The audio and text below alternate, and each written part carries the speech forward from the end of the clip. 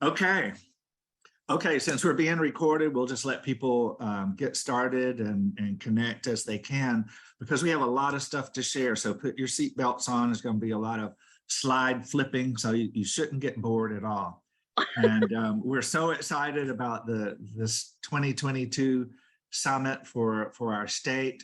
And really, we want to celebrate our 15 years and just kind of give you some background of everything that's been going on and just be really proud of our work. And Kim and I are you're only gonna hear from me a little bit in the beginning, but Kim is, you'll be hearing from her a lot today. And I just wanna thank her up front for putting all this together for us, because it's hard to find all this stuff. So let's start at the very beginning. Just who is the Culture Change Network of Georgia? And this is one of the social media videos that we put together several years back. So let's watch this video. You have to read a little bit.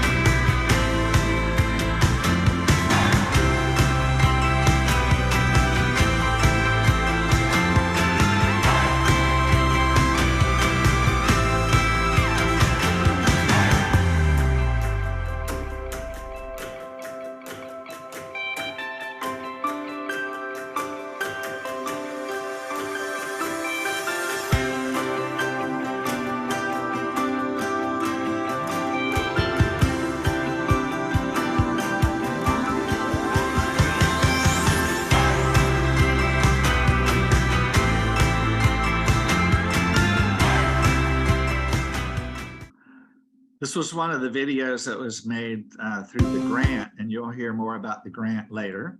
Let me go on, and my mouse is doing freaky things. So, you know, we've been talking about changing the culture of aging for years and years and years around the US. And Kim pulled together a lot of these things for us to look at, but we're going to go through this really quickly. But people were talking about changing the culture and the need to change culture, and pioneers came together and formed the Pioneer Network in 1997, and the Pioneer Network kind of became our mothership. But you can just look at these as we glance through. We had the Hatch model of transforming change, and back in 2004 and 2005, and we actually have another social media video that takes you through this timeline, which you'll find is very interesting. But one of the really big moments from my point of view, from my perspective, was the St. Louis Accord back, I think it was around 2005, maybe, or 5, I think it was. But people came together and were really getting more focused about what we needed to do. And we had representation from Georgia there, and people were really interested in finding out what to do. And you can just see some communication back and forth between folks working in Georgia, especially nursing home administrators, Georgia Healthcare Association, our ombudsman, our quality improvement organization. We're all paying attention to this and thinking about, you know, what do we do and how do we get this started? And so with Pioneer Network getting started in 1997, And one of the pioneers and the founding executive director, Rosemary Fagan, is now a Georgia girl. She's retired to Georgia from New York. And so we're so happy that she's in this state and engaged in everything that's going on. But it just makes it so significant for us in that special way. So once Kim and I met, and Kim will tell you a little more about herself throughout this morning, she was coming from, a family caregiver point of view. And I was working at Leading Age. It was called GASA back then.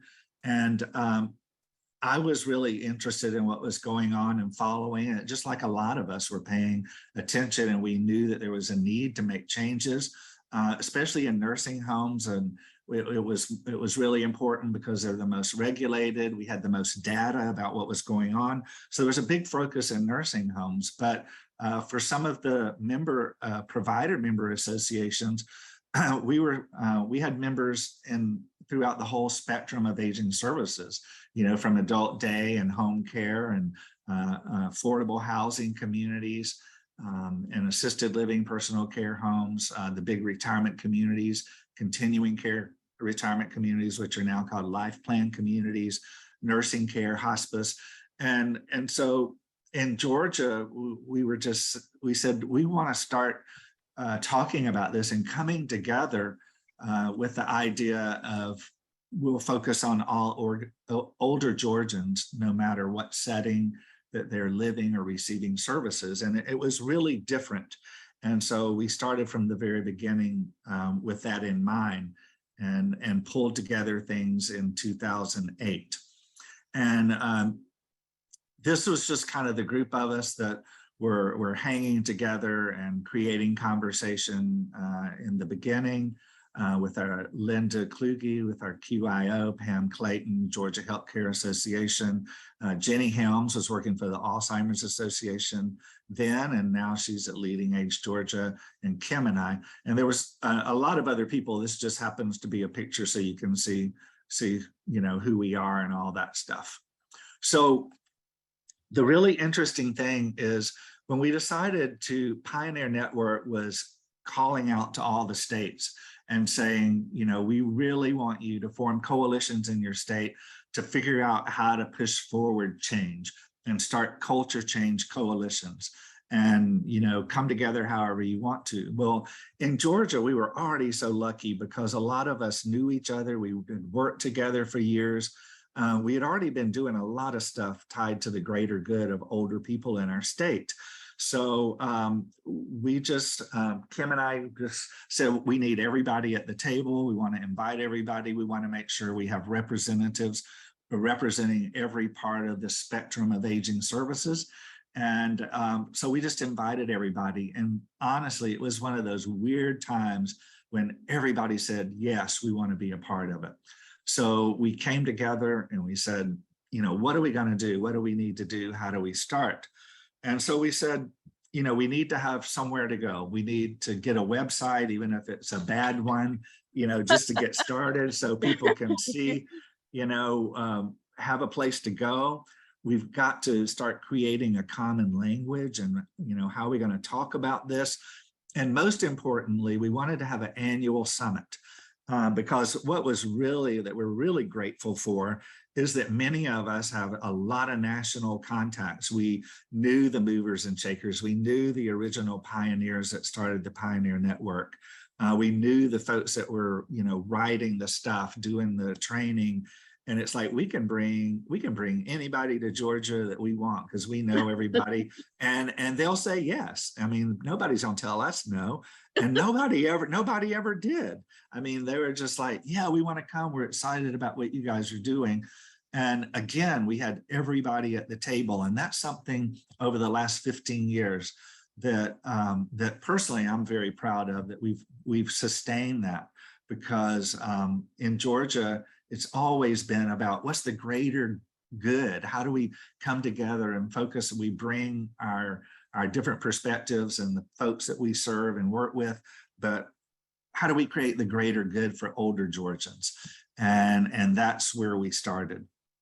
So when we came together and we started doing this, we said, some states are forming, a separate nonprofit, and it's taken them 1.5 years. It costs a lot of money. And we were all sitting there looking at each other. It's like, no, we don't need one more organization that has bylaws, and we have to have board members. And it's like, so why don't we just form a network?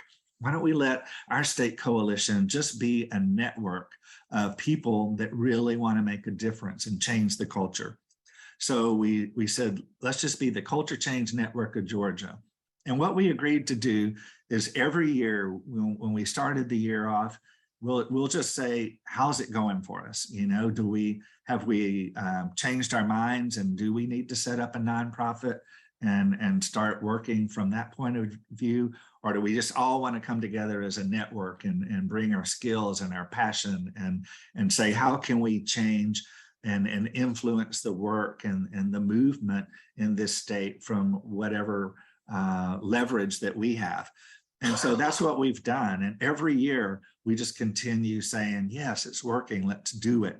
And it's just gotten better and better. And you're going to hear and just see about how it's evolved over the last 15 years. And we think we probably have the strongest state coalition in the US right now. And it's something we're really proud of. And, sometimes in our state, it's easy to be, next to last on stuff, especially in the southern states. And we're always saying, thank God for Alabama, and Alabama's always saying, thank God for Mississippi, because, somebody's at the bottom and somebody's the latest. But on this, we have a lot to be proud of, because we're taking the lead in the US, and people are wanting to know, how do you do it, and what are you working on, and how do you get everybody at the table? And so we're really trying to model that through everything we've done. So we're very grateful for it. So one of the things, let me go ahead and say, because we'll get to it, but we decided, in order to create a common language, that we would adopt the information and the resources from the Eden Alternative, because we knew that they were one of the pioneers. Their work with Bill Thomas and everybody's supporting that. With the greenhouses that were going to come take form. But they also had the Certified Eden Associate, where people could be certified in starting to create that balance. Because what we knew is that there's an institutional medical focus on what we were doing. And we knew that we probably did that pretty well. We have that part down. But what's missing is nurturing the spirit of the older people that were being served, and creating home, and really just creating a new balance and a new perspective. And Eden had that. So we said, we're going to adopt that so we can kind of all start speaking the same language. But in the meantime, so you can put your seatbelts on. I'm going to flip through these really quickly. And one of the things we did, since I was working at Leading Age, then we had a separate 501c3, the Georgia Institute on Aging. So we went to that board and said, can we house the Culture Change Network here? Because we need a nonprofit, and we had people that were wanting to make donations, and we knew we were going to have summits, and we needed to collect money. So we needed that entity, and they said, sure. So still today, it's housed with the Institute with the leadership of Jenny Helms, and we really appreciate that, because it's a big commitment.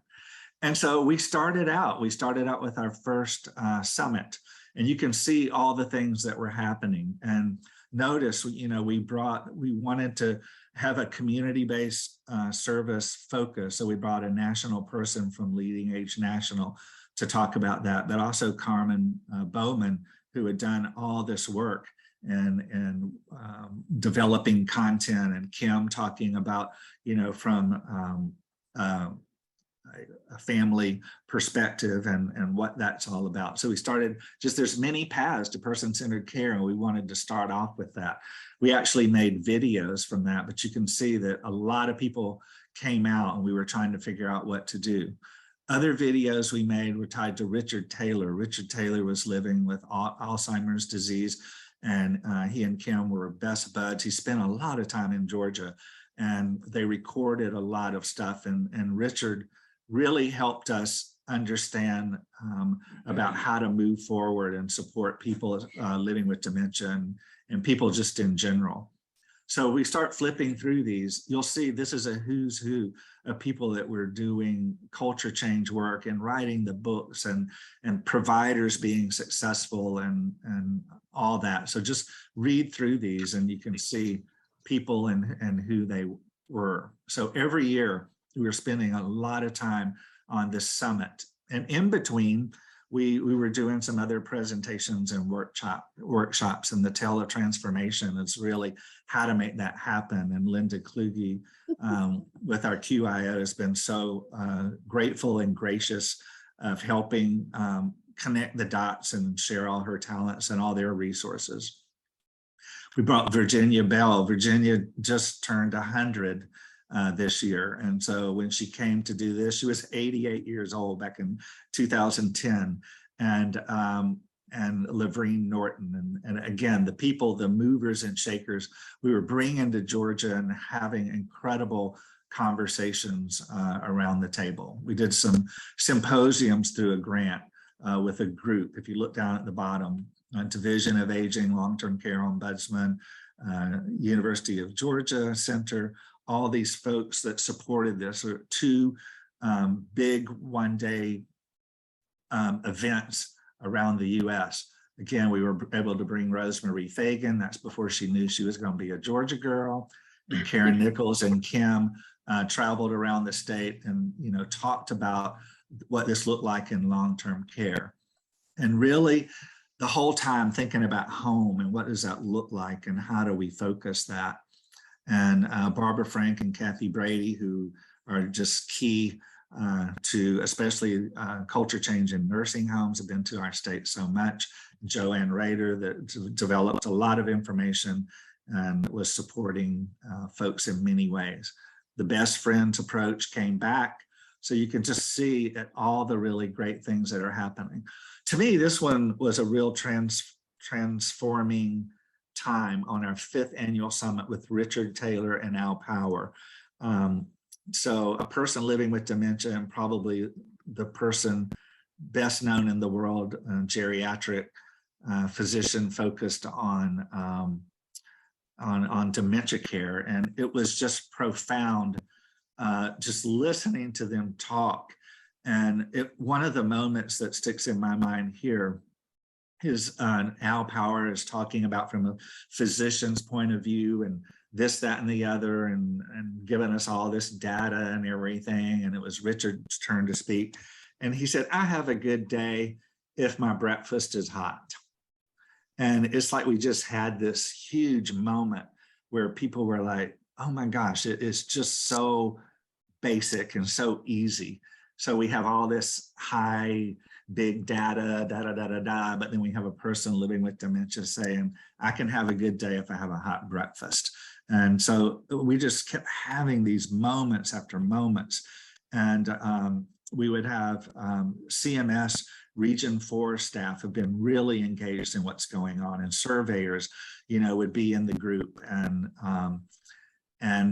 some of the nursing home administrators were back in the early days are really struggling. It's like we have all these regulations, and how do we start, transforming and still making sure, that we aren't getting ourselves in trouble. And the surveyors would just stand up, and Region 4 staff would stand up and say, we aren't hearing anything that's going to keep you from moving forward and being innovative in your work. So those conversations were just so powerful for us. And again, having Richard Taylor and, being a PhD, a professor, and used to lecturing, even as his Alzheimer's progressed and he was having more and more confusion and cognitive challenges, that being able to speak and lecture was always there. So he continued just to blow us away with what he would do and share. Carmen Bowman coming back, continuing all her work, looking at just different ways from a dietitian's point of view, and all was just again, incredible. And then people were so taken with what we were doing, they wanted to come back. So Steve Shields and Al Power and just, all these folks just kept coming back and saying, wow, we want to be a part of this. CMS was coming out with all the hand-in-hand materials that every nursing home in the US got. And we were trying to help them pay attention to what it was and what's going on. Dr. Power's books came out, Dementia Beyond Drugs and Dementia Beyond Disease. And we were talking about how all that worked. How do we connect to the arts? And even before music and memory was just kind of getting off the ground, Deborah Ferris, who is their regional director, was here telling us all about that. We had a local dancer who was doing creative dance with people with and without different abilities, people that were in wheelchairs. And he came and talked about, his work and what was happening there, which was just amazing. This one was really interesting because it really stretched us. Anybody who knows Karen Shaneman knows that, that she did whatever needed to happen to make things work. And she really pushed CMS, even when CMS didn't know that they were being pushed by her to move into person-centered stuff and starting to adopt language. And it was a great partnership with Rosemary, who was out there doing this with Pioneer Network. And so we actually invited Pioneer Network to come to Georgia, and it's like, we'll host your board meeting if you'll come a day early and talk to us about culture change. So they were doing all these things for us. And there she is now, a Georgia girl. She's on this call. So Rosemary, we love you, and we're glad you're in Georgia. Also, what was going on too is there was a lot of frustration at a national level because it seemed like there was just conversation in the dementia world about Alzheimer's disease. And a lot of us were saying, there's more to dementia than Alzheimer's disease. And we knew that people, that was a common diagnosis, but it was the biggest conversation. And we also knew that people living with dementia weren't at the table. And I can tell you that so many people, so many of our colleagues living with dementia were saying, I'm still here.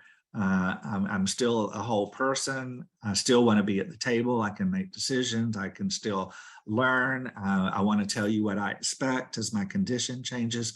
And so several of us, about 80 of us came together for a couple of years nationally, and we decided to start the Dementia Action Alliance. So Kim and I had the opportunity to be on the founding board of that, and a lot of you guys played a really big part in that as well. And so, and what we did, it was totally driven by individuals living with dementia. And so we had a leadership team of 10 people with different dementia diagnosis around the US that formed a team and really drove the work. And they said, this is what you need to do. This is what, we want you to hear. This is how we want to be at the table. And we adopted the whole thing from the disability world about nothing about us without us. It's like, if we're not at the table driving this, then, you're less likely to be successful. And that's what the whole founding of the Dementia Action Alliance. And so, because we had done so much work in Georgia, we had the first conference. It was really in the Americas. We had people from all over the place come to the conference here. And the whole opening session, which I'll never forget, was Dr. Power, Al Power, just having a conversation with 5 of the individuals living with dementia that were on that team, talking about their experience. And 3 of the 5 had been misdiagnosed with the type of dementia that they had, and 2 of those 3 almost died because of being misdiagnosed. And having an opening session, just hearing them telling their stories, had a profound effect on everybody in the room, but also in our work in Georgia. And it really, I think it helped move us ahead light years. So we continued to have, this was a day where we had started getting grants, and we had started doing Eden Associate certifications. And especially Kim spent tons of time making sure we had some of everybody in the room. We have nursing home folks, assisted living folks, people working, with folks, residents that were living independently. We had home care folks, a lot of adult day people, but we also wanted to make sure we had people from the Division of Aging, from the Alzheimer's Association, ombudsman, surveyors. And so we were very intentional about making that happen and developing a really strong relationship with Eden. So this was just one day where we invited all the Eden educators that had been certified so far to come together for just an update, networking. Robert Bowles, who I haven't mentioned yet, was one of the 10 folks with the Dementia Action Alliance living with Lewy body disease. He's still alive, and his condition has changed a lot, but we've just met with him recently, and his family is just doing really well, creating a loving network around him, as well as all of his friends and all of us. And so Robert went through the Eden Associate Training. We did Dementia Beyond Drugs that A.G. Rhodes hosted for us, and back when it was a face-to-face thing. And so Robert was our speaker here today. And again, just so many profound moments. And as you know, we always get in a circle and do a learning circle, just saying one word or whatever, and just very emotional, very moving, very profound moments. And then this is just him talking to us, and we spent a lot of time. We would just kind of interview him on the spot. What do you really want us to know? What's really hard for you? And he agreed just to be very transparent, good, bad, and ugly about his situation. But every time he spent time with us, it was amazing. The Eden Alternative had their national conference here, and they were able to get grants so that we could do Eden Associate certifications around the state in 5 different locations, which really helped us move forward our work in creating a common language. And it was just really fabulous. We talked about end of life and had Mark Philbrick come, who's just changed our lives. And Kim and I met him when we did an Eden certification over in North Carolina, around that same time, in around 2014 or 15. Reimagining Dementia, the Dementia Action Alliance came back again because the conference was so successful here.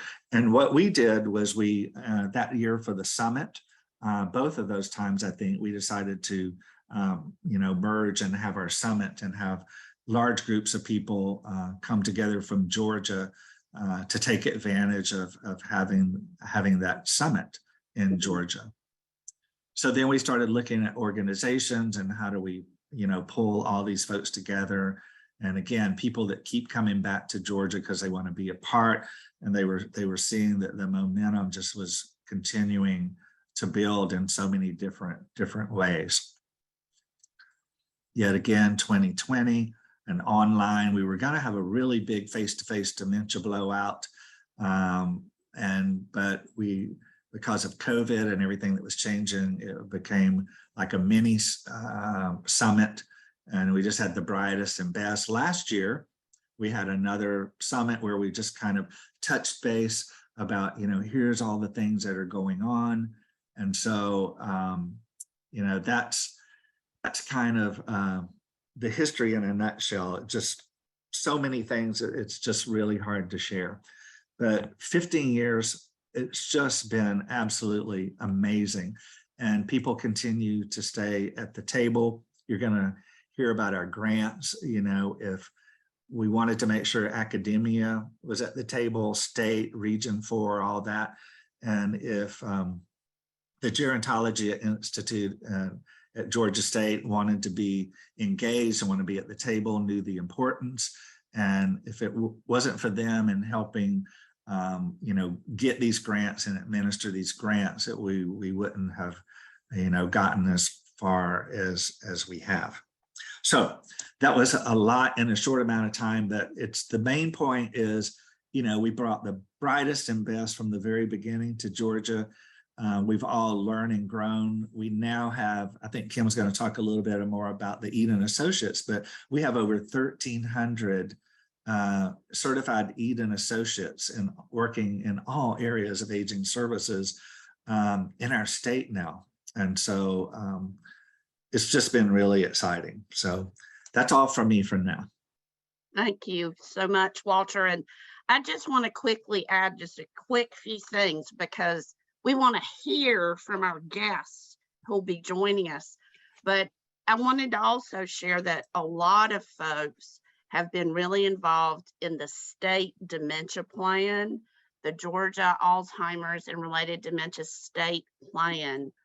And a lot of folks within the network have infiltrated and tried to make sure that person-centered practices and the voice of people with dementia have been involved throughout since its inception. And our group also did a lot of work to create this document that's a guide for how providers can choose person-centered, person-directed dementia care education. And we all came together and worked together collaboratively to, thank you, that one, to really figure out what that looked like and what that needed to be. So this document, there's our QIO leading the way, Linda Kluge, and Jennifer Kraft Morgan from GSU. But this document is really very helpful, and it's been shared by CMS. And there have been other grants in Georgia that focus on person-centered culture change things. Just wanted to quickly mention Georgia Healthcare Association. Pam wasn't able to be with us today, Pam Clayton, but the Music and Memory Grant, they did an integrated focus for seniors that was awesome. Virtual Dementia Tour did a grant with many nursing homes throughout Georgia. AG Rhodes has done a grant that focuses on culture change. It's Never Too Late right now is working on a grant with technology in Georgia.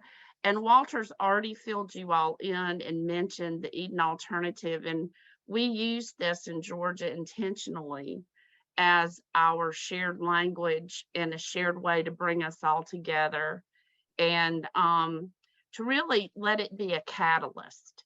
And throughout the years, we've let it be our catalyst foundation.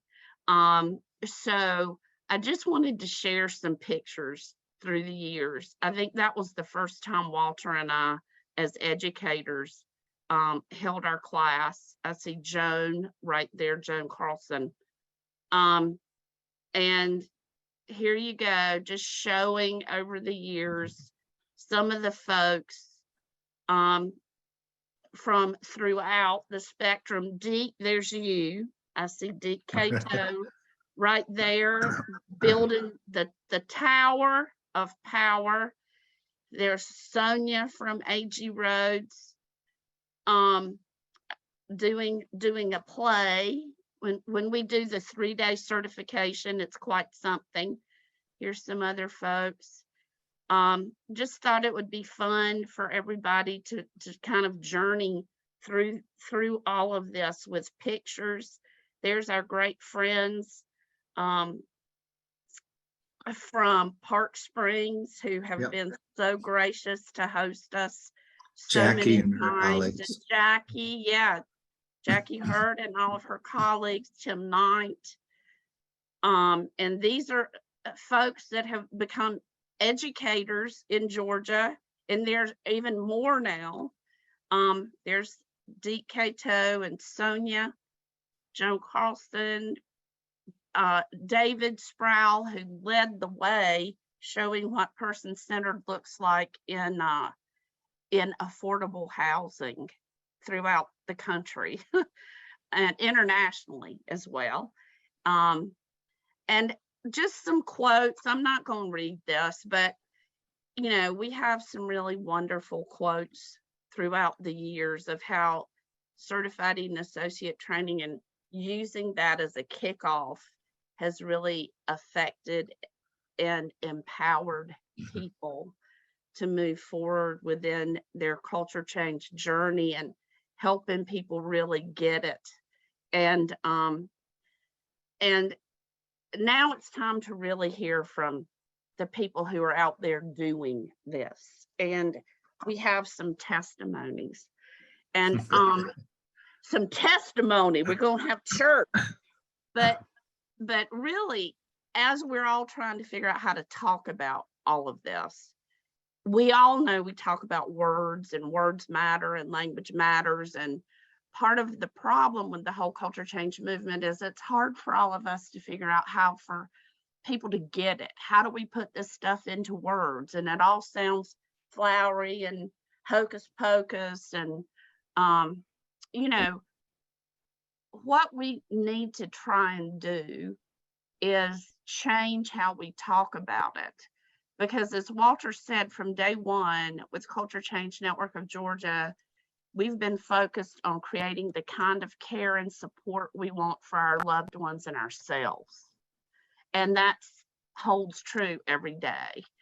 And another way to spin is to try and really help all of us focus on finding our why. And instead of just doing what we just did, listing out all we did this and we did this and we've had these trainings and these meetings, it's not just about what we do. It's about what we do does and what we do makes possible. So when we can start figuring out how to talk in sharing the outcomes and sharing the lives that have been changed and sharing what all of this has made possible in your worlds and in your organizations, in your communities, in your personal life, then we're really getting somewhere. So first, we have our beloved Deke Cato, and I'm going to stop sharing so we can hear from Deke. Hey everyone, faces and names. Firstly, let me say happy anniversary to the Culture Change Network. And it's been a journey, certainly a journey for a lot of you, far more than it has been for me. And Kim asked me to share a little bit about my experience with the journey, and many of you have heard this story already. But even before I tell the story, I want to say how I think we've not only come a long way, but I actually think there's so much to look forward to. I opened McKnight's this morning for my normal daily read, and my McKnight's article was a study that just came out. 60% of culture change nursing homes were able to maintain most measures during the pandemic. So that shows that stuff, something is sticking. And a lot of us who were even at the Pioneer Network conference a few weeks ago just have that feeling that the time is now, and that there's fertile ground, no even pun intended, but there's fertile ground now for us to make some real changes. So my journey started with the aha moment that many of us have gotten. And I actually got my aha moment at a CEAT, a Certified Eden Alternative Training, which Walter and Kim taught. And it was really actually at the last day of the training, because honestly, before that, I've thought this was a whole lot of kumbaya and really nice, juicy, gooey, feely stuff, but certainly not practical in my standpoint. And that was driven home even more when on the last day, and we were organized into groups, and my group had to report out on how you could would go back and make changes in your nursing homes.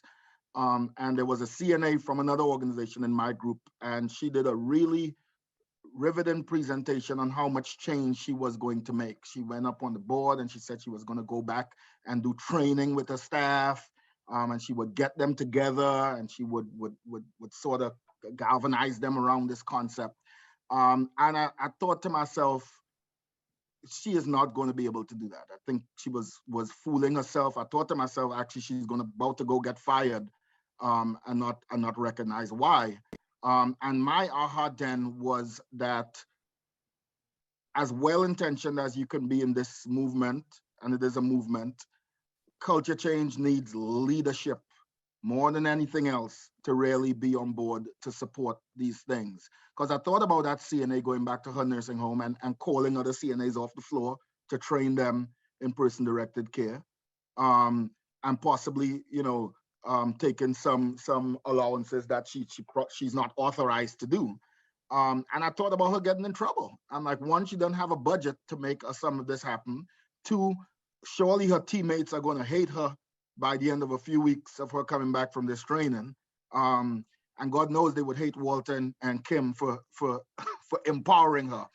And that was kind of my aha moment, that the leadership, and I'm not just talking about C-suite, I'm not just talking about management in our nursing homes and our assisted livings, but I'm talking about our governing bodies. I'm talking about our boards, have to come on board first. The Eden Alternative, we teach the kind of 3 pillars, and the first 2 is the personal or individual change. But the other one is organizational change. And so for the organization to change, I think those of us who have the authority, who have, and I use this word power very loosely, but those of us who have that need to use it. And for me, my journey coming back was to start to educate my governing body, my board. We had Al Power come speak to my board at an event in their terms, in language they would understand. We had to sell the business case of the Eden Alternative, to them as well. And then we started with the senior leadership, the senior management, people like Sonia that you saw in that. So, if anything, I would say, I think it is one of those movements, again, that we need to stress the importance of leadership, getting on board with this and getting involved with this as soon as possible, or else I think we would end up just being a well-intentioned movement that really would not take flight. But I think we're getting there. I thank again Walter, Kim, Rosemary, Fagan. There's so much of the history of this movement that I am only now starting to learn and really embrace and appreciate. So I thank those of you pioneers who have paved the way for some of us now to sort of take the mantle further. Walter had hair when this movement started. So we know you've been at it for a while. He still does. And I thank you so much. Thank you for the opportunity. Kim, Walter, love you guys. That's so awesome, Deke. Thank you so much. Thank you. Okay, now we are going to move on to our next friends here. And I'm thrilled because I don't even know who all's in the room. We have a lot of folks. We've got Gail Lancaster and the cast of crew and the folks that she's brought together. And I am going to read this to us. After Gail went through the Certified Eden Associate class, she says, the Eden Alternative philosophy has the potential to revolutionize care in the community. The fundamental principles will serve generations to come. Although I was already somewhat familiar with the Eden Alternative as a philosophy concept, this training has enlightened me in ways I never expected. I will take this back to my community and will use it to enrich the lives of our elders and their care partners. And that is exactly what she has done. So Gail, I am thrilled to turn it over to you and all the wonderful folks you've got. Thank you all for joining us. Thank you, Kim. Thank you for having us. We're thrilled to be here today. I'd like to start by saying that when this community opened 8.5 years ago, we kind of had a leg up on culture change before we even started. We've always had our dogs. We've always understood the importance of intergenerational activities. And so Eden, when we were introduced to Eden Alternative by our owner, one of our owners, Alex Salaveria, it was just natural for us, wasn't it, Sandy? Mm-hmm. Very, very natural. That was 4 years ago when I wrote that, and thank you for sharing that. I had forgotten that I'd written that, but I did what I said. I brought it back to the community, and here we are 4 years later at milestone 3, working on milestone 4. Sandy DeKroger is a certified Eden educator, and that's helped us a great deal. What I'd like to share today is everybody talks about culture and what is culture and what is culture change. And there's so many different, like you said, words that people use, flowery words, all sorts of words. But what it comes down to is family, home, and it comes down to the residents, the families, the staff, everyone having autonomy, feeling empowered. It's not just person-centered care, it's person-directed care. If I ever had an aha moment when it comes to culture change, it's when I was sitting in one of the Eden training sessions and someone asked everybody, what is your definition of care? Well, there were also people in different roles there. There were EDs, there were CNAs, there were nurses, there were all sorts of things, well, it's helping people with their showering, it's helping them put on their TED hose, so whatever it is. And they said, the instructor said, no, that is not what giving care means. To give care is to help another to grow. And when you think about that, that says everything. Our care partners, we don't use the word, well, sometimes we do, caregivers, but generally we use the term care partners. And that's not just the CNAs or the caregivers. That includes all of us. It includes the residents themselves, because they give care to us too. They help us to grow. It includes our families. It includes our pets. It includes our children here, like Amia and Bentley. Can y'all say hey? Can you say hey? Say hey. The other thing that I'd like to mention too is a very important aspect of culture change is recognizing the need for people to have purpose in life. Now we have some residents that say, I've worked all my life, I don't want any purpose. I want to sit here and look pretty and go get my hair done and go on the bus, and that's fine. But we have others, we have a postmaster, we have a greeter, hospitality person, committee chairwoman, right? We have a word master who does our editing of our menus. Everybody has a job if they want one. Everybody has purpose. So I don't want to take up all the time here. I want to let you guys speak, but I would like to introduce at this time Dr. Ramsey Goshen. There you are. He is he's right behind me. He is our house physician, and he has been to many other communities, nursing homes, assisted living communities, and I would just like to turn the floor over to him. Yeah, hi. Actually, it's myself and my team, nurse practitioners, Kara Cronia and Ellison Croft. And we have been doing this now for a long time, for close to 10 years. And it's very satisfying. We've been able to build this culture of bringing the care to the community rather than going to the doctor's office.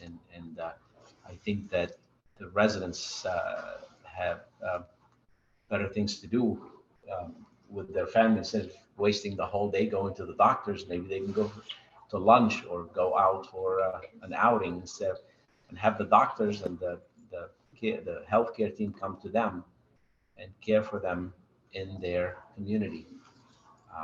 And I find that the Oaks at Hamptons has really done a great job in partnering with us on that. So we'd like to thank them for taking such a good care of our residents, our patients. So, Thank you, Dr. G. you're welcome. Thank you so much. Sandy, why don't you speak next? Sandy, as I said, she is our lifestyle director in the AL neighborhood and is also a certified Eden educator. I think like Gail said, we already had some of the culture going on here, and Eden allowed us to put a name to it. But the difference it's made in the lives of our residents, us coming to, we don't feel like we're coming to work, and the families, we're all part of it. You know, in a lot of nursing homes, they set up a schedule and you take a shower at this time, and this is when you eat, and this is when you have therapy. Our residents work on their own schedules. They have a say. I don't want to take a shower at 9 in the morning. I want mine in the evening. They have a say as to what they do because this is their home. With activities, they tell us where they want to go. There's no reason to put activities on a calendar that people don't want to do. So once a month we meet with them, and here's where they want to go out to eat, and here's where they want to go shopping. We don't want to go shopping. We want to just go on a joyride. And they vote on things they want and they don't want. And I think that's powerful because I always say they're not done living. This is still their home. If they want to be the mailman, let them be the mailman. If they want to be the one that keeps all the flowers blooming in the backyard, which Jackie was here, they have a purpose, and they should have a purpose because, you know, they're not used up. They've got so much to give to us yet, and we have a lot to give to them. Thank you, Sandy. Next, we have Marie. Marie is a CNA and a CMA now in Horizons, which is our memory care neighborhood. Marie? I like the culture because I don't have to be on a schedule and I can just go by what they tell me they want to do. It's a lot easier and it makes our day a lot quicker and easier actually, where we don't have to be on a schedule and do things as we're told to do. They tell us what to do actually, and it's a lot easier. Yes. And do you feel like you have a voice as opposed, because you've worked at other places before, Oh, yes. a voice in I how worked things in- are done? Like a psych ward, and it was, we had to stay on schedule and have meals at a certain time, a shower at a certain time.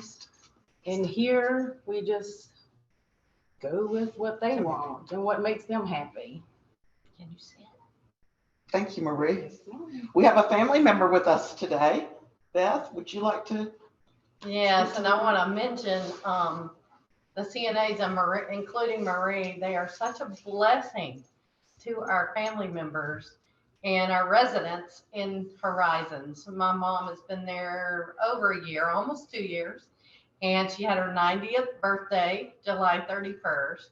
It's just a joy. You wouldn't know she was a day over 75 because That's right. she's changed so much and come forth so much since she was at home. And it's just been the activities, the going out with Sashi. She's back here. Here she is. She's one of our sweet blessings. And just going out with her on joyrides, to lunch with her. We couldn't do that with her at home because she was so confused. So it's, me and my sister were talking this week. When we drive away, we're in joyful tears every single time. That's why I'm so teary right now, because it's such a blessing. And she can be her. We've seen aspects of her come out that did not come out in the past 3 years at home. And with her here, she knows she's home. Sometimes, of course, with dementia, she feels like she's at church. She feels like so she teaches. She actually has a Bible study on the back porch in the dining room. She brings her pink Bible. Everybody knows she has a pink Bible. Yeah. And she brings her pink Bible, and she actually has her own Bible study. So she has been encouraged to be somebody she could not be at home, and she was not connected with anything. So my brother and my sisters, we have 4 of us. We come visit often. We stay as long as we want. We come when we want. It's our mother's home. And I have a 3-year-old grandson. He just turned 3, and he comes and he's like, "Let's go to Baba's house," because that's what we call her. Baba. All the grandchildren call her Baba. Let's go to Baba's house. He calls this her house. So with the 3-year-old, that is just a gift. And the fact that the beauty parlor and they do their nails, and the love is evident that they can make decisions. And that was one of her biggest things, that she had no way to make a decision in her home. And she literally doesn't talk about her home. It just blows our mind that she loves her room. She thinks it's the most wonderful thing. And she loves all the people here too. She speaks of everyone, just brags on them constantly. So she has so much joy that she did not have, and all the anger is gone, and the ways they're taking care of. She brags on the food. She brags on the culture. It's everything, and it's just we were so burdened, and the burden is lifted, and now we can have a relationship with her and everyone here too. She has friends. She has a friend that sits on her couch and watches her bird feeder with her, and they when we walk in the door, "Did you bring bird seed?" And we fill up me and my sister love to fill up the bird seeds of the residents here. So it's given us more purpose as we've retired also, and we can come do some helping. I mean, it's just amazing. Thank you, Bill. And she leads a beautiful Bible study, doesn't she? Miss Phoebe. Miss Yes. Beebe, she's incredible. And I can say if she sees, like, if we're having a bad day, she'll give us the best hug, and then she'll pray for us. See, there you go. Talk about helping another to grow, what Marie just said. And that there's her purpose, encouragement. That's since she's been here. Before she came here, the 3 years before here, none of that was going on. It's very much her personal self that's come out. And I appreciate it. Thank you so much, all of you. Thank you for sharing that. And speaking of Bible study, I don't know if he wants to say anything, but our maintenance director, maintenance, safety, and security, Jeff Pitsky, we call him, he actually leads Bible study here. Yeah, to me, being a part of it, it's basically setting an atmosphere where there's a freedom, there's a choice, and there's a purpose to everyone that's here. God created us in His image. Amen to that. And it's just being life and helping each other, encouraging each other, and growing in Him. And we try to set that atmosphere to where everybody can be themselves and love on each other. Amen to that. Thank you, Pitsky. And I see Sachi there. She joined us a little bit. Sachi is the wellness director. Most of our team, our management team, and a lot of our care partners and med techs have been here since we opened. And that's another, maybe we'll get a chance to touch on that later, how important culture is to retaining people. But Sachi was here when we opened as well as our lifestyle director in Horizons, our memory care neighborhood. And she brings something else to the table along with Eden, being a certified Eden associate. She's TIPA Snow certified in the positive approach to care. Many of you are familiar with TIPA Snow. Sachi, what would you like to say about our culture? Culture, I really believe it's really important. Even the memory care, they, like Marie said, they tell us what to do. If they don't want to do, they tell me I don't want to do that. And also our family member, they're, talk to me about it, idea for activity, and maybe we can do this or we can do that, or idea that we kind of as a family for the residents family and staff. And if we don't have a good culture in the memory, especially in memory care unit, I think it is tough, because we tell the staff, they're the boss. You're not, yes, we have, give them shower but it is okay if they don't want to do that. We can try to do when they're good time. If they're not here, we're not here. So even activity too, it's just, I had like a baby. I knew first time I met her, she is a big Christian. And we talk about the, Bible, and then, I asked her, hey, baby, would you mind to do Bible study with residents? And she was so happy. And it is our job to find their individual, their purpose, what they need, and they're still,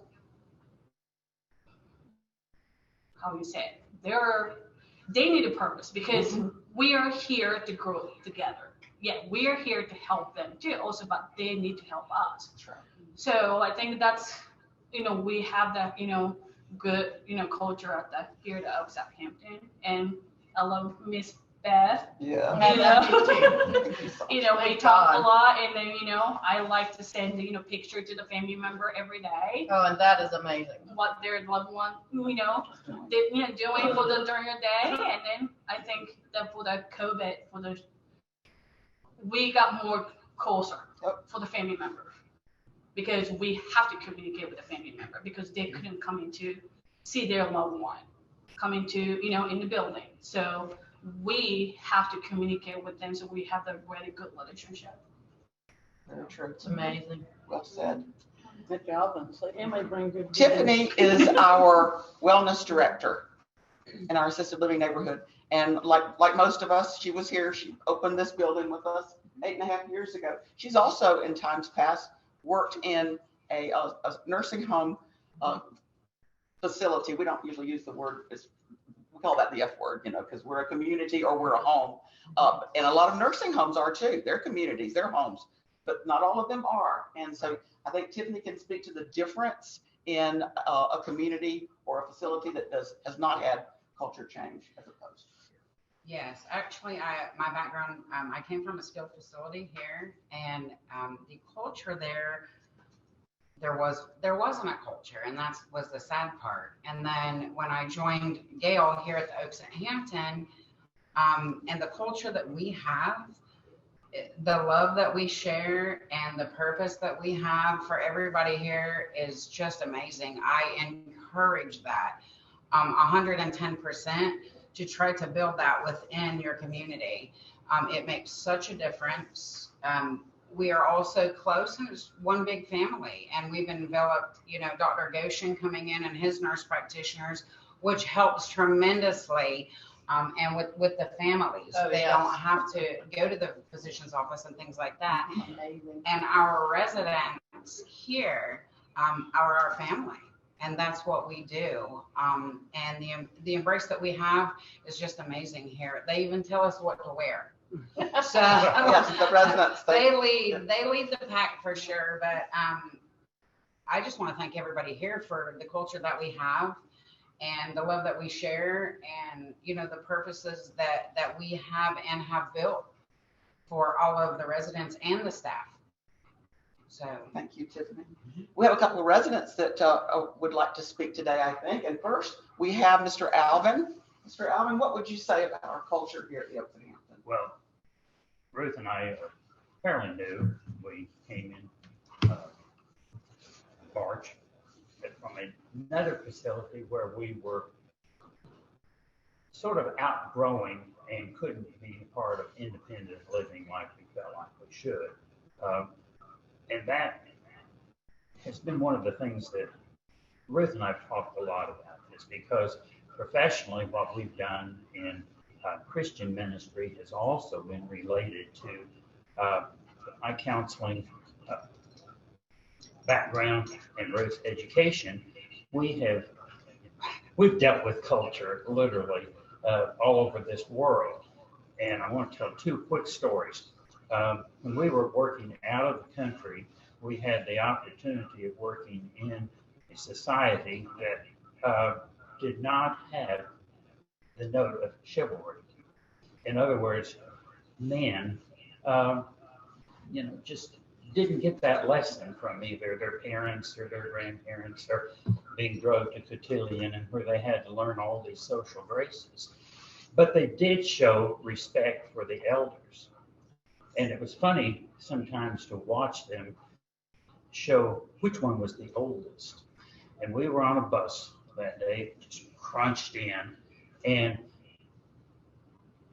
these two got on the bus.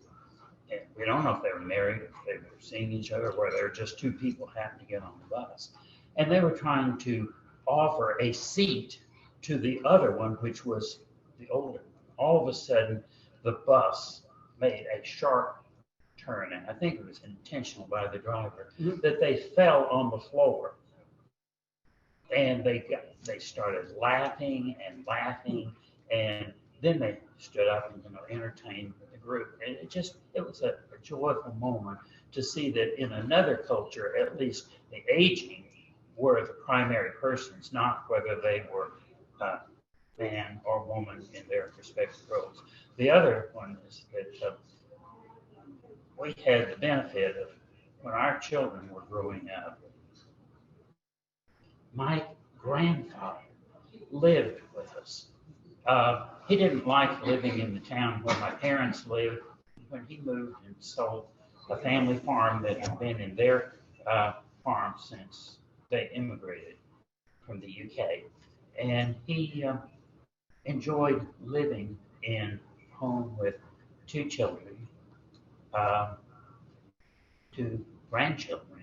And, this was a learning experience for our children, even the fact that they chose which one would be the first one to pass his name to their child. The other thing is that, yes, professionally, I've been involved in what you're talking about. I can remember my lessons that when I was doing my internship, we were working on the grief process, and it was not confined to losing a loved one. Now, I was a young bug in this stuff. I was new to have, and we were dealing with what it's like to lose something, a house, a dream, a partner, a friend. And those were lessons that I don't know if Kubler-Ross really got through to me very much or not, but I learned those lessons. And this has been part of who I am. Yet, as I said, we're new to this community, and we're still looking for creative ways to be involved, and not just somebody take care of us, but we want to be involved. And sometimes we just don't feel like it. We need a nap. And sometimes I'd rather watch the Braves, but then I get upset when they lose. Don't pin me down on which college, because we're strung out between too many. And so I'll just sit there and enjoy a quiet game, and inwardly keep my mouth shut when I'm cheering. So, but Braves, I'll get a little bit more involved in that. And I know they lost last time. So anyway. Well, don't let him kid you. Talk about involvement. He actually led our Sunday worship service. He's very involved, and we're so glad that he and Miss Ruth have Prayer joined us. committee. And also, he's on the prayer. We have committees. I didn't mention that earlier, and one of those is the prayer committee. Ms. Martha Lester, I believe, is here. Yeah. Yes. Ms. Martha's been here for many years. She actually was the president of our resident council for some time, and she decided she wanted to sit that one out for a little while, but she is still very much of an influencer here, and she's been here. She's watched us evolve, but she also saw how we were in the beginning. Ms. Martha, can I see her? This place has been open since 2014, Mhm. May. Right, And March. I moved in Christmas of 2014, so I must like it. Mhm. It is a family. It's the familiarity of the faces that's wonderful. A lot of the caregivers had to leave during COVID because of the gasoline prices. They're back. A lot of the caregivers have been here since I have. Right. And that's a family. Tiffany is one. She's back. And we were it felt like part of our family came home. The prodigal daughter returned. But when they first mentioned Eden, we were all saying, all the rest of us saying, what's that? What's that? What's that? And they'd all try to explain it to us, and I'd say, but we do that. You can bring kids in, but we do that. You can have your pets, but we do that. It took about, what, 2 or 3 levels for them to get past what we were already doing. And I think we said it best when Gail said it gave us a way to give our way of living a name. Right. And it's a great place.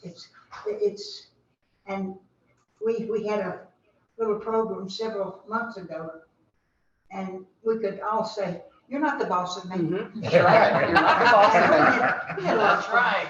We hear that a lot around here. I like that. That's right. It's a great way to live. It's a great way to grow old and still be here. Thank you. So I thank all of them. I love them all to pieces. Oh, we love you. Thank you. Let's see, is Helen back there? Yep. Did you want to speak, Helen? Are you sure you want me to talk? It's her turn. Oh, they can't see her? Helen, can you come up here?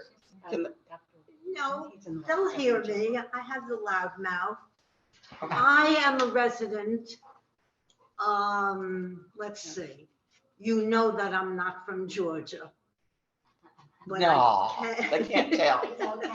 But I came here. I'm here going to be 6 years. I'm Dr. Goshen's low maintenance patient. I mind my own business and I'm very independent. But I was brought here by my son and my granddaughter, who was the hospice nurse here. And I didn't know really what to expect. This was an entirely different entity for me in my lifestyle. But it has become my home that I'm very happy with. I've met the best people and I do talk a lot. You think? Right, Miss Sandy? But that's my Yankee in me. But the people here have been the kindest people in the directors and the caregivers. And I guess I'm gonna stay for a while. I'm 90 now, so I have no choice. You have no choice. But, so my story is the same, pretty much like Martha, because she's gonna be here. I've met everybody here, and you people, Eden, I've read up on what Sandy does. It's very interesting. So if you really wanna have if I recommend, as soon as someone comes in, they want me to say hello. You wonder why? See, she's got her badge. She's hospitality. She gave me a badge. I said, what am I going to do with the badge? I greet everybody because I do find a certain peacefulness here that I enjoyed my rest of my years, and I'm blessed with not being very sickly. And that's about it as far as, I don't want to talk as much as Alan does. He's my neighbor. We sit together. He talks more. Oh my gosh, I love it.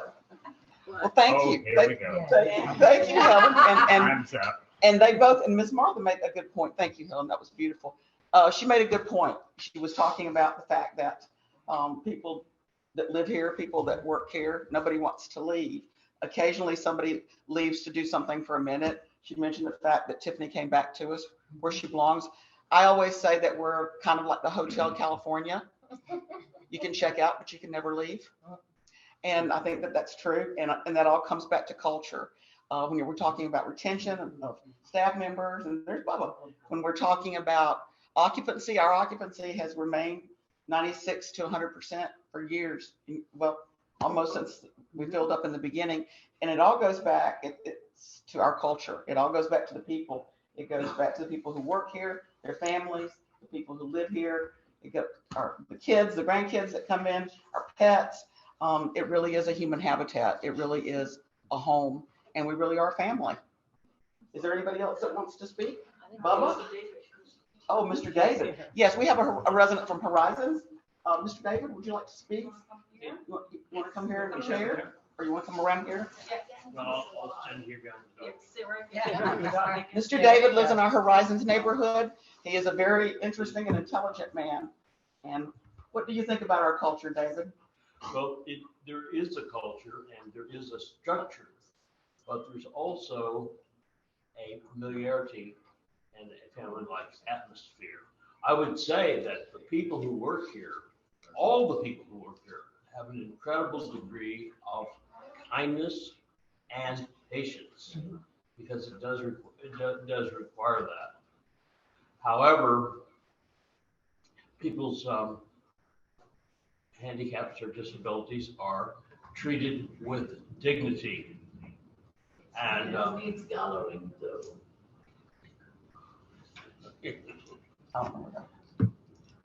I've been able to talk to a lot of different people, especially some of the employees. And I've even met some family members.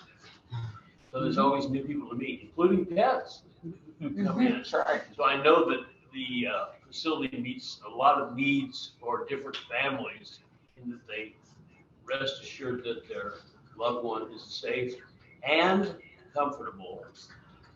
And is their culture? Well, it develops as one begins to meet other people. I am not able to drive due to disequilibrium, and that is an indignity. However, I have Sachi Wilson and Megan Phillips who helped me tremendously with regard to transportation and keeping track of appointments. I found that I am able to converse with a number of different individuals, and it can be a home. It can feel like a family, to the extent that people go out of their way to meet one another, be kind to one another, and treat them as if they were family. So I feel comfortable here, and am appreciative of the help specifically from everyone, but on the staff with regard to Megan Phillips and Sachi Wilson. Thank you very much. Thank you, David.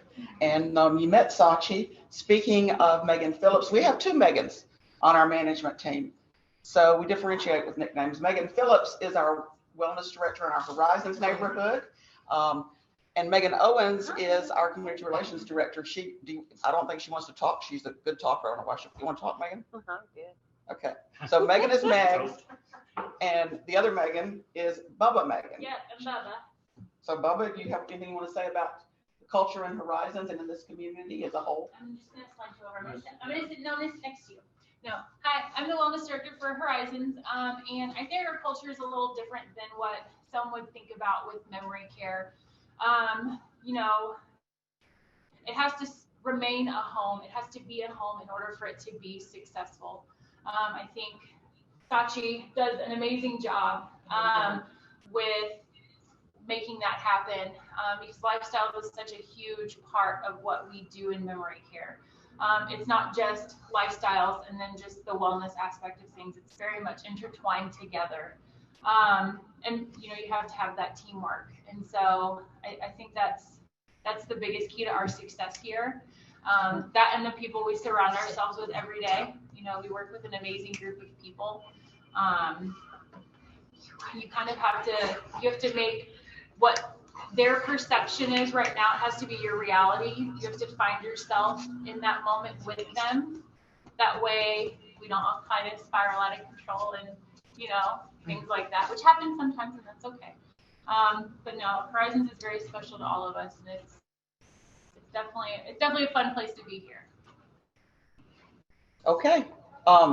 Megan Owens, like I say, our team has changed remarkably little since we've been open. However, some of us have changed roles. Megan was actually a volunteer in the beginning. She is now our community relations director. And one thing that we left out is the importance of spontaneity when it comes to culture. And Megs over here is the queen of spontaneity. We always have something fun going on. Do you have anything you want to say, Megs? I don't think so. I think, you know, the culture here is amazing. We have lots of great leaders like Gail. She allows us to, shine in our own spots while she keeps us in line. But, she really lets us run with what we have and what we're really good at. We're able to, love the residents. I love baking for the residents. I get different recipes for them. They'll walk up and ask when I'm making something again. And, I have that availability from Gail to kind of walk away and spend time with the residents and still be able to enjoy my time with them while keeping our building happy and full. And we really enjoy our time here and have lots of fun. That's right. And boy, can she bake. The residents wanted tomato pie not long ago because it's well, we have to have it again before there's still tomatoes. So she made tomato pie, and we had that. We have what we call Wine Down Wednesday, not wined, but wine as in W-I-N-E. And so they decided they wanted tomato pie for their Wine Down Wednesday. Oh yeah, we had tomato pie and Vidalia. It was tomato with Vidalia and Vidalia onions. Yeah. True Southern classic right that's there. Right. That's exactly right. Yeah.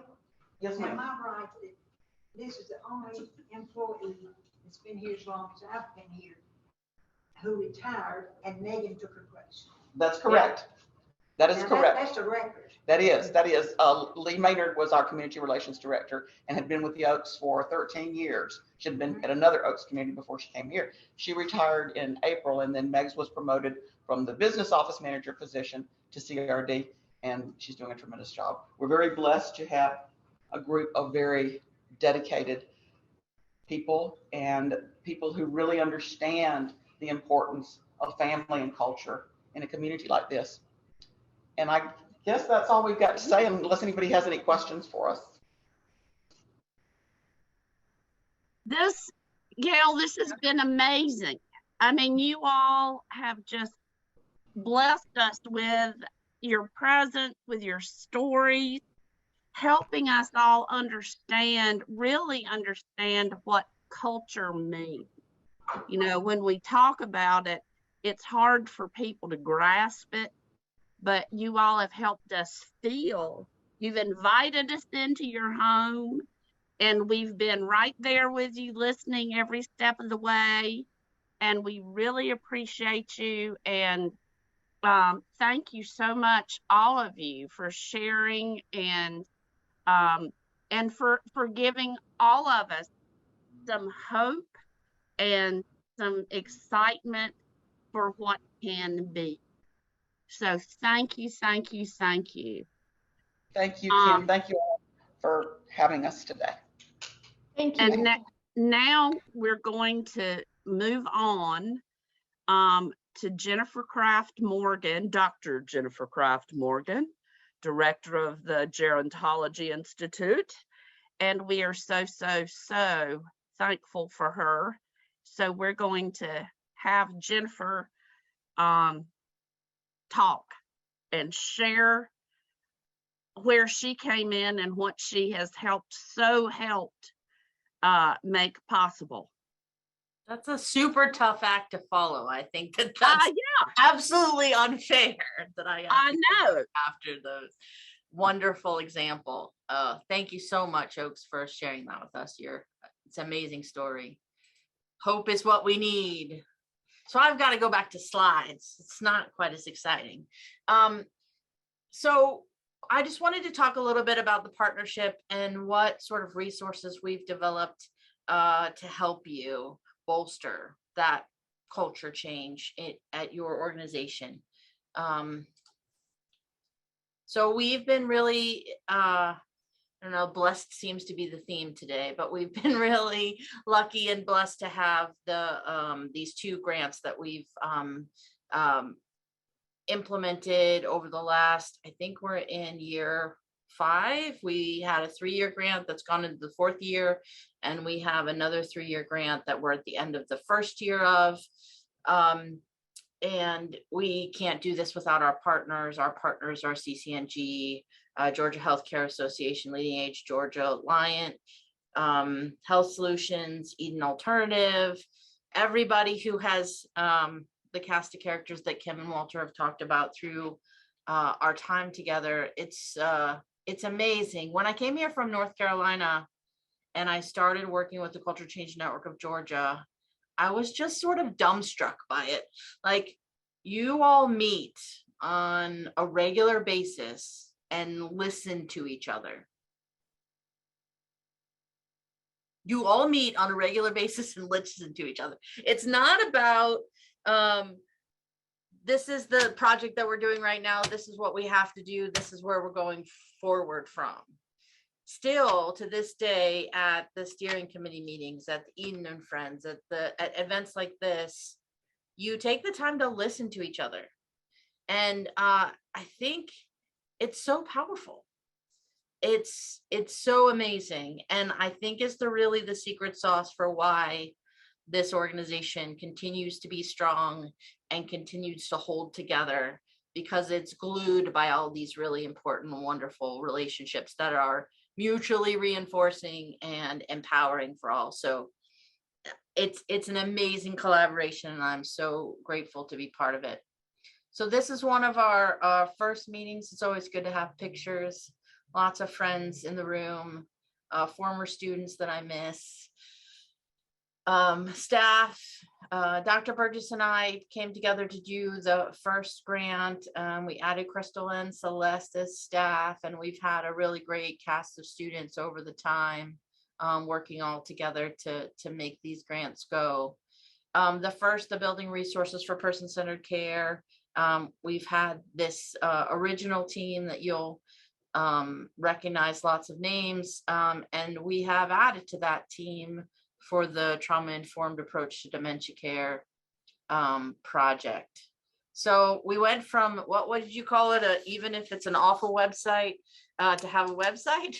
And now we have this really beautiful website with wonderful engagement.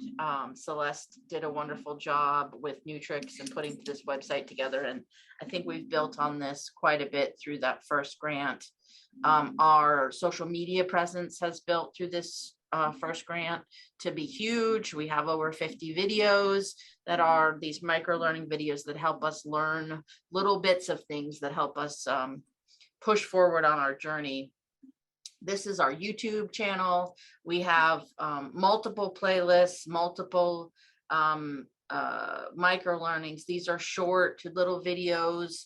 Some of them are as little as about 2 minutes to about 6 or 8 minutes, but they're really just to help us have starting places for conversation, for having discussion and reflection, and help people to learn these key concepts that really are important to continuing to move forward on your culture change journey, wherever you are right now.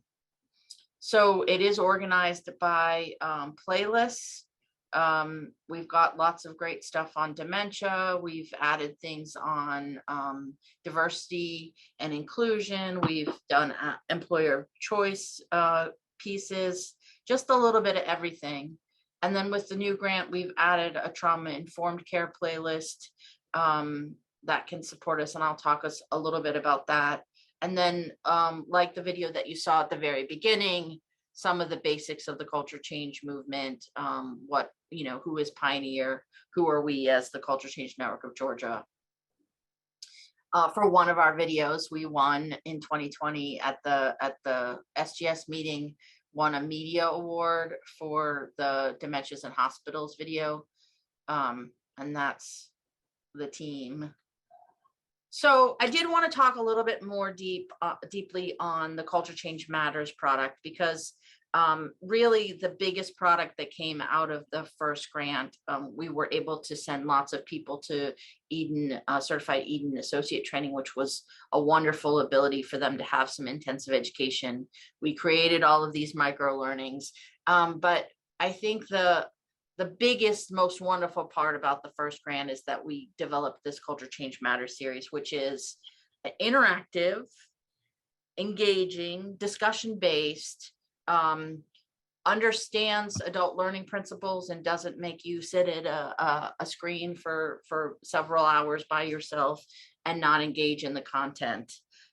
It's 20 hours. We have both the Culture Change Matters and an onboarding piece.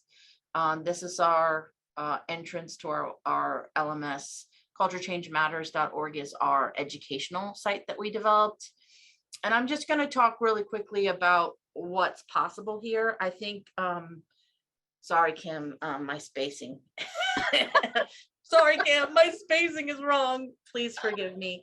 When I open up her files, sometimes my computer just decides to change the spacing. So you don't see that. You don't. I don't see it. Nobody sees it.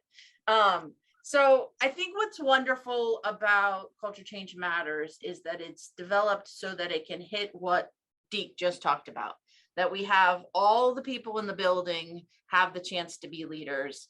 We are really talking to all the supervisory staff with the facilitator and the project champion. They work together to implement this education. So it's not one person going off to Eden associate training, which alone is not enough, right? Deke said that alone is not enough. But if you can reinforce those things back using something like this set of modules, you can facilitate that engagement of everybody. We're including housekeeping and dietary and maintenance, just like Oaks of Hampton is talking about, all the way up to the ED and nursing leaders. So the way that we have it set up is that the supervisors take the whole thing. So they take the whole 20 hours. It's about 8 hours of content that is targeted for supervisors to help them sort of understand the big picture, understand person-centered care, understand what they can do to implement quality improvement. And then they also review all of the material that is given to the direct care and support associates, and that 12 hours of content. And so it takes about 6 months to do this. You do about 4 to 6 weeks with the supervisory content, and then the rest of that time, about 12 weeks, is spent doing a meeting once a week, basically, for the direct care and support associates, which includes everybody who's not a supervisor in the building, anybody who wants to in a class, right? And you can do multiple classes so that you're not taking everybody off the floor in sequence to be able to do it. So this is the supervisory framework. We have 2 modules for supervisors with 4 lessons in each module. And then we have more modules, 3 more modules for direct care and support associates, each with about 4 lessons. So you do the lesson, it's about 30 minutes of content, direct content. So you've got discussion, you've got parent share, you've got learning checks, you've got videos to support those micro learning videos that we've made in order to be able to engage back and forth the material and have a whole group discussion about it. So it's a contact hour of training, but it's not an hour of training where you're sitting taking the training without interacting with others. Module 2 is Culture Change Matters. It too has 4 lessons, and then the final is Building Blocks for Success. And you know, these titles reflect exactly what the Oaks of Hampton was talking about: the importance of choice, the importance of communication. Relationships are really at the center of all of this. And so you come together as a team, a management team, to do the original modules. You sometimes they've gone home and looked at the direct care and support associates and come back. They do it together. It depends on the culture of the team and how that works. But it's important that the managers are ready to support those really excited and engaged direct care and support associates. It's, as Deke underscored, it's really essential that you don't, throw roadblocks in their way as they're trying to get moving. Instead, you facilitate that action. And so that's why it's set this way. The lessons are intended to be experienced with groups. It's to provide that shared baseline of knowledge. And when we went through the pilot with the 2 sites that did the full pilot, they came back to us and said, well, what are we going to do when we hire somebody? We can't run a class every time we hire somebody. And we said, well, why don't we think about an onboarding version of this so that people can take this a shorter amount of time, take about 4 hours on a onboarding day, and go through the curriculum and then come back and talk to somebody at different check-in points over their first 3 months, 6 months there. And so that they can give that feedback and they can continue to start with the same principles that everybody else is starting from, so that you're all on the same page. It's hard to be on the same page, but if you're not, you don't have that support for doing creative problem solving to help people make tomato pies. I would like somebody to make a tomato pie for me. That sounds wonderful. And I'm a Yankee too, so I still like tomato pie. All staff develop leadership skills to help, and you become really, and the whole point of it is to become a learning organization, right? To be a person-centered organization where staff and families and friends and volunteers and healthcare providers and residents and everybody together is part of the community. So I just wanted to talk a little bit about our 2 pilot sites so that you just get a sense of what they thought of the program. We did it at Heart of Georgia with Charla Fish, and we did it at Herdment Health and Rehab with David Milner. So we asked them, would you recommend this educational series to colleagues in leadership positions at other nursing homes? This is CMP funding, so we're focused on nursing homes, but really think that we built Culture Change Matters to support more than just nursing homes. So David says, yes, as the administrator, it gave me the opportunity to increase trustworthiness and transparency by meeting with and discussing important things with the staff on a weekly basis. So he saw it as an access point to his staff, and really an access point for them to give him feedback to increase communication across the team. And Charla Fish says, yes, the Culture Change Matters series would be beneficial to all nursing centers.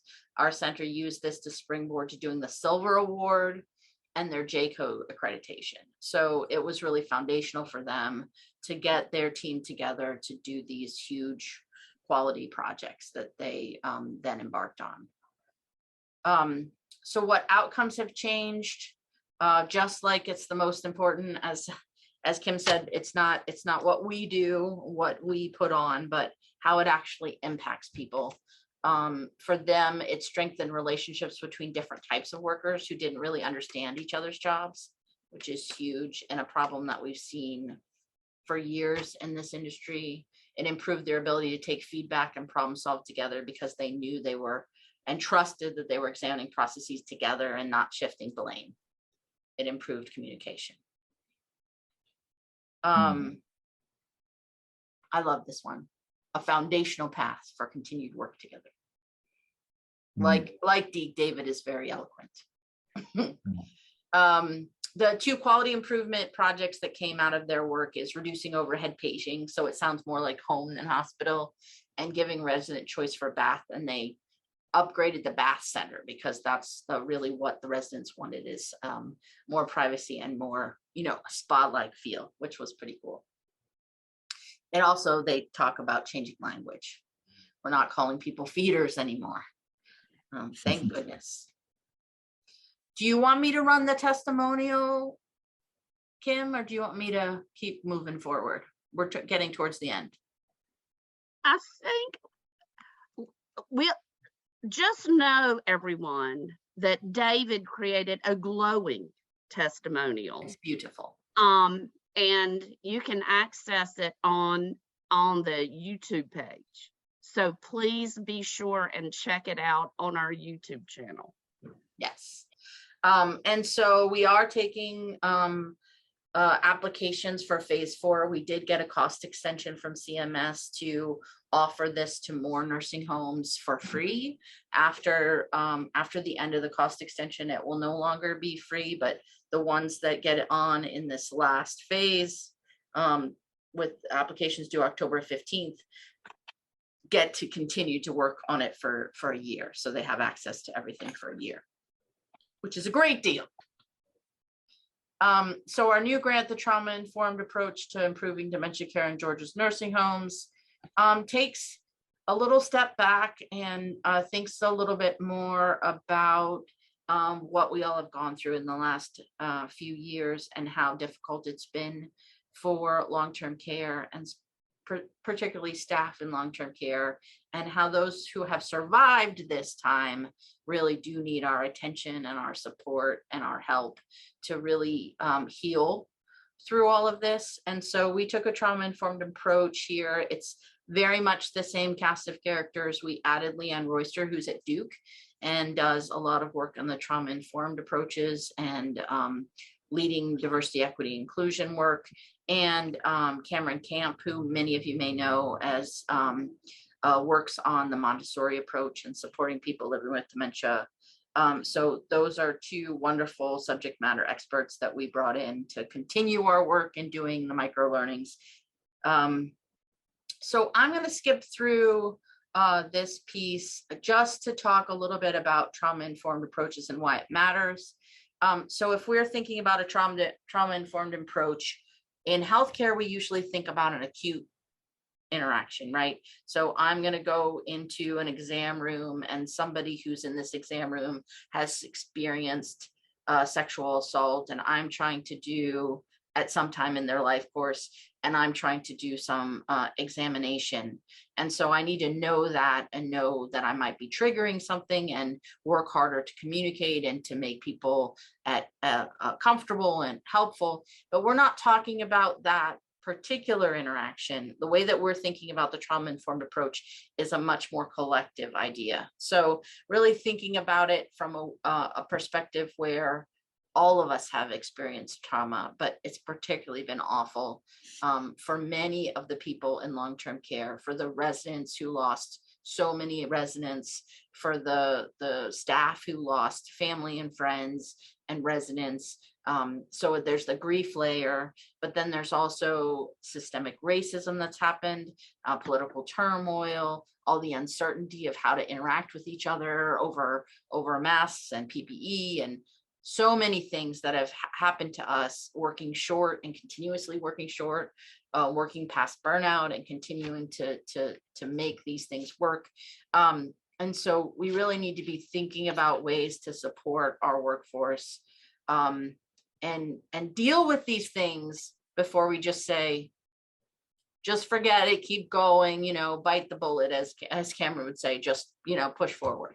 We really need to be addressing them and supporting people to be the best that they can be, to have the well-being, to have the joy that we all want.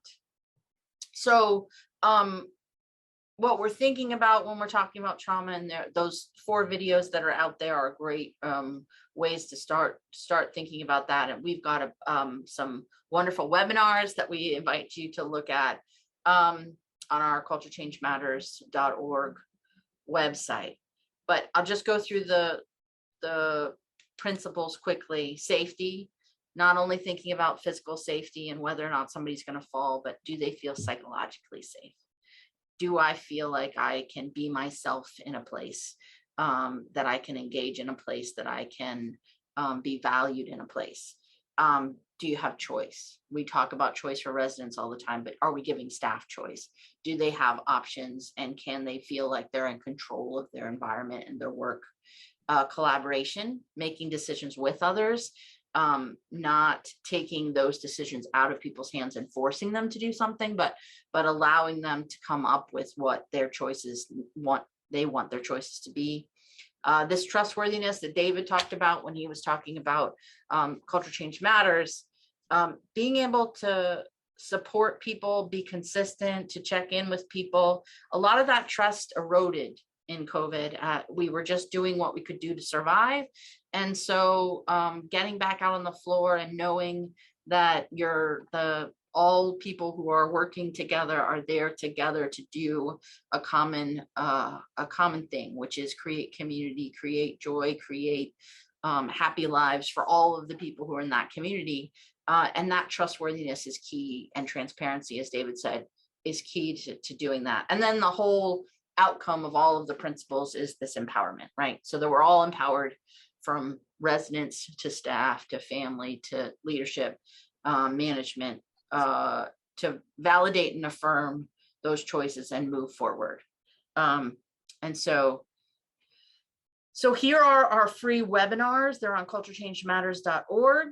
We've got these wonderful asynchronous webinars that we did. We've got a new webinar coming up. This one, we're going to be asking for people to sign up as teams because we want to really workshop retention and trauma-informed approaches to retention on October 6th. You can sign up on the Culture Change Matters website soon. And then like the first grant, we've really been able to do this wonderful intensive education thanks to Eden Alternative and to Walter and Kim for putting this all online and making this possible. We have had wonderful support and really engaged participants, and we had to open 2 classes instead of 1, and we found the money to be able to do that. It's an amazing opportunity that we have in Georgia to be able to do those scholarships through the grant. I'm going to turn it back over to you, Kim, to talk a little bit more here if you'd like and wrap us up because we're getting close to time. Thank you so much for giving me the bully pulpit for a few minutes. Wow, this is so amazing. So where we are is, gosh, everybody, I mean, it's amazing what all has been happening. I'm so proud of all of you, everybody, and what has been accomplished. We're so thankful to all of our partners.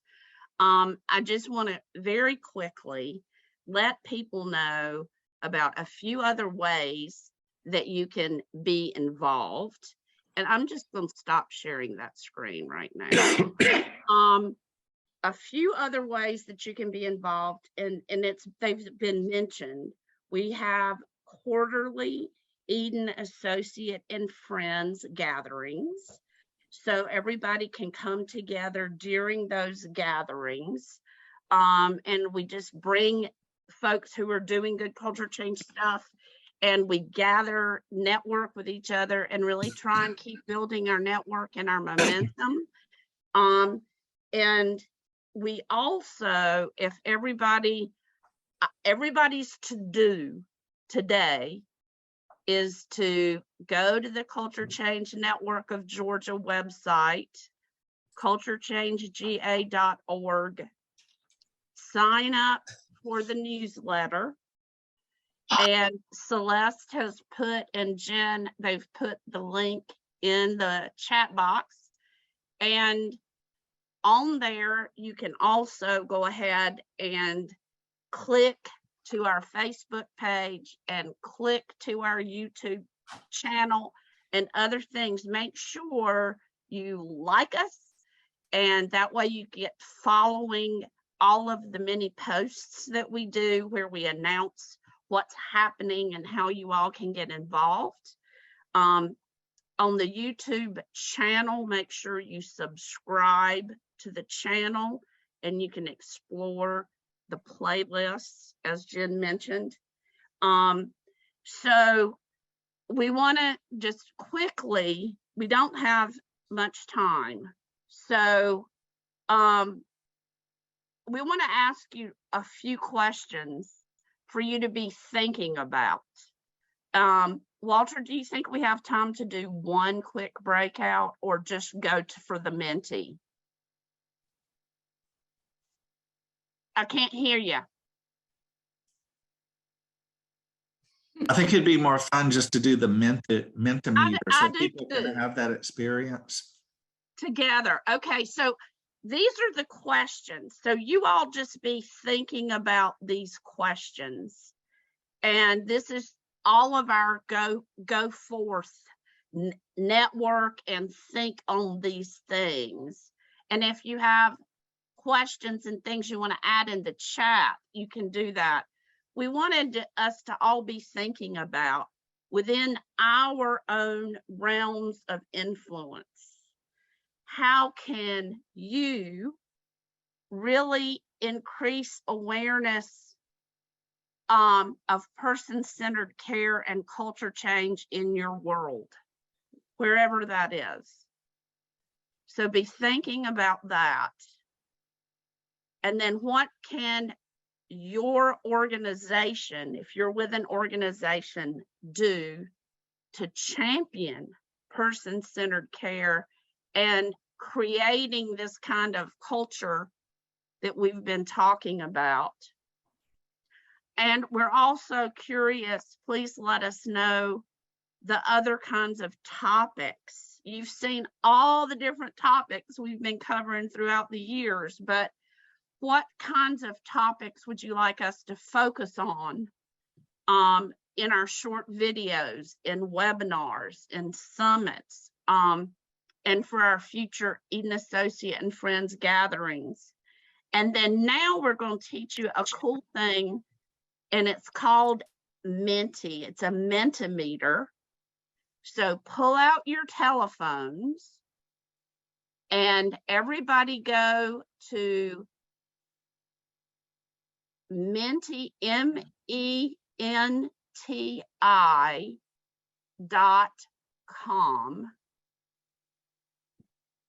And Jen's typing that in the box for us, Menti.com. And then there's a code. There's a secret special code. And the number is, type in this number. And I can't see the number, Walter. Can you read it? So 9237-2745. So you type in, once you go to Menti.com, you type in 9237-2745. Maybe somebody will put it in the chat box. She did. Yeah. So, and then you answer the question. Yeah. So what is the one word that comes to mind when you think of the Culture Change Network of Georgia? You put it in, you can put in 2 or 3 words and then submit if you want to.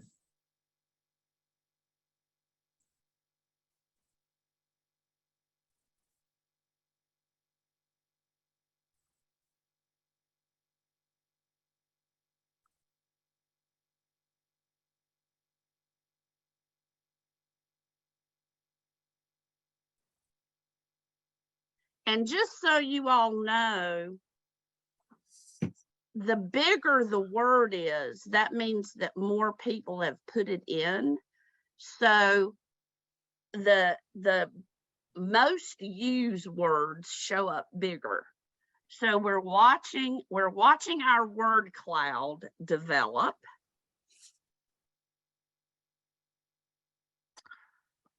And so collaboration is key, which is the right word, right? That's good. Yeah. But look at all the other words: empowering, inclusive, purpose. Just what we need. Change agent. Inventive.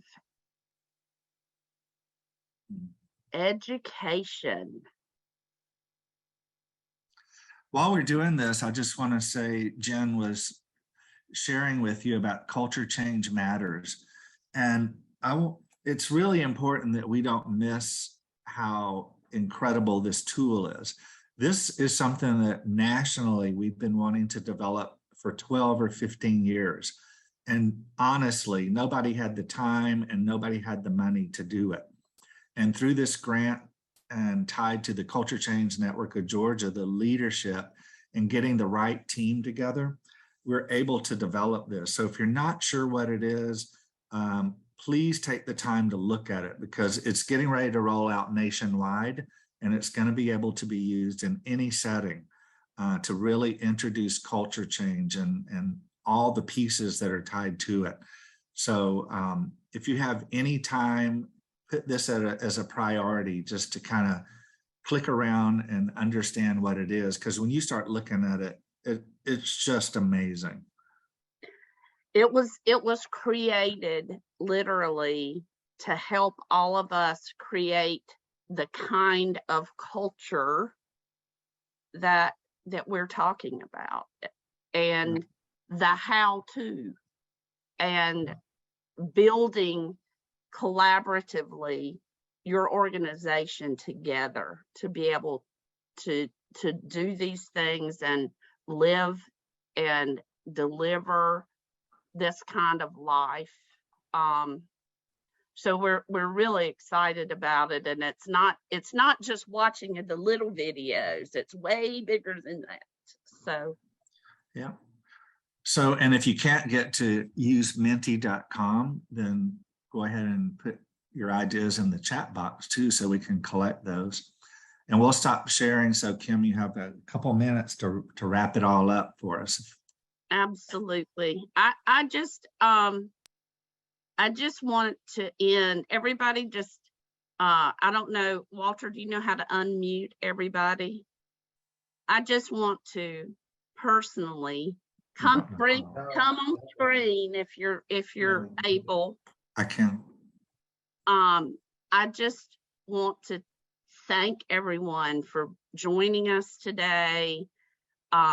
All of you all who've been such a vital, important part of this network, and our friends and family over the years, and especially the amazing people in Georgia who have made this happen. I'm gonna cry now. When Walter was talking about how unusual, and Jen, how unusual we are. You know, nationally, people say, oh my God, how are y'all doing all this stuff? Well, and Jenny, you know this nationally from your work, and Becky Kurtz and Rosemary Fagan. We know it's because we do talk to each other and we care about each other. And we're always going for the greater good of what can happen in Georgia. And so in this instance, we're at the top of what's happening out there, and it's because of all of you and this wonderful network that we've been developing, and that we are going to continue working on as we go forward. So thanks for celebrating. We don't have any cake to offer everybody, but pretend we're having cake. We can do a toast. Pretend we're doing a toast. Cheers. And thank you, everybody. Kiss, kiss. Thank you. Yeah. Thank you. Thanks, everybody. Congratulations. Thank you. Great job, y'all. Congratulations. Love you guys. Love Cheers. y'all too. Thanks so much, Oaks, folks. It's a pleasure. It's a pleasure.